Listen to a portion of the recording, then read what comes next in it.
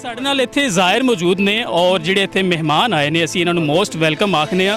Sir ਦੱਸਿਆ ਜੇ ਇੱਥੇ ਤੁਹਾਨੂੰ ਆ ਕੇ ਕਿਸ ਤਰ੍ਹਾਂ ਦਾ ਮਹਿਸੂਸ ਹੋ ਰਿਹਾ ਹੈ, ਤੁਸੀਂ ਇੱਥੇ ਜਦੋਂ ਆਏ ਹੈਗੇ ਹੋ? ਸਭ ਤੋਂ ਪਹਿਲਾਂ ਮੈਂ ਸਾਰਾ ਪਾਕਿਸਤਾਨ ਆਵਾਮ ਨੂੰ ਆਪਣੇ ਵੱਲੋਂ ਅਸਲਾਮ ਅਲੈਕੁਮ ਕਹਿੰਦਾ। ਤੇ ਸਾਨੂੰ ਇੱਥੇ ਪਾਕਿਸਤਾਨ 'ਚ ਆ ਕੇ ਬਹੁਤ ਜ਼ਿਆਦਾ ਖੁਸ਼ੀ ਹੈ ਔਰ ਖਾਸ ਕਰਕੇ ਪਾਕਿਸਤਾਨ ਗਵਰਨਮੈਂਟ ਦਾ ਔਰ ਸਾਰੀ ਮੈਨੇਜਮੈਂਟ ਟੀਮ ਜਿਨ੍ਹਾਂ 'ਚ ਸਪੈਸ਼ਲ ETPB ਵਾਲੇ ਆ, ਪੰਜਾਬ ਪੁਲਿਸ ਵਾਲੇ, ਸਾਰਿਆਂ ਦਾ ਬਹੁਤ ਧੰਨਵਾਦ ਹੈ ਜਿਨ੍ਹਾਂ ਨੇ ਸਾਨੂੰ ਸਾਰੀਆਂ ਫੈਸਿਲਿਟੀਆਂ ਦਿੱਤੀਆਂ। ਔਰ ਪਾਕਿਸਤਾਨ 'ਚ ਆ ਕੇ ਸਾਨੂੰ ਕੋਈ ਮਹਿਸੂਸ ਨਹੀਂ ਹੋਇਆ ਕਿ ਅਸੀਂ ਬਗਾਨੇ ਮੁਲਕ ਵਿੱਚ ਹੈ।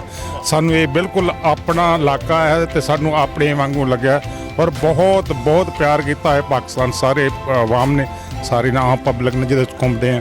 ਤੇ ਅਸੀਂ ਸਾਰਿਆਂ ਨੂੰ ਕਹਾਂਗੇ ਕਿ ਤੁਸੀਂ ਆਓ, ਵੱਧ ਤੋਂ ਵੱਧ ਆਓ ਤੇ ਆਪਣੇ ਗੁਰਧਾਮਾਂ ਦੇ ਦਰਸ਼ਨ ਕਰੋ। ਇੱਥੇ ਕੋਈ ਡਰ ਨਹੀਂ ਹੈ, ਕੋਈ ਖਤਰਾ ਨਹੀਂ ਹੈ, ਕੋਈ ਕੁਝ ਵੀ ਨਹੀਂ ਹੈ, ਪੂਰੀ ਸੇਫਟੀ ਹੈ।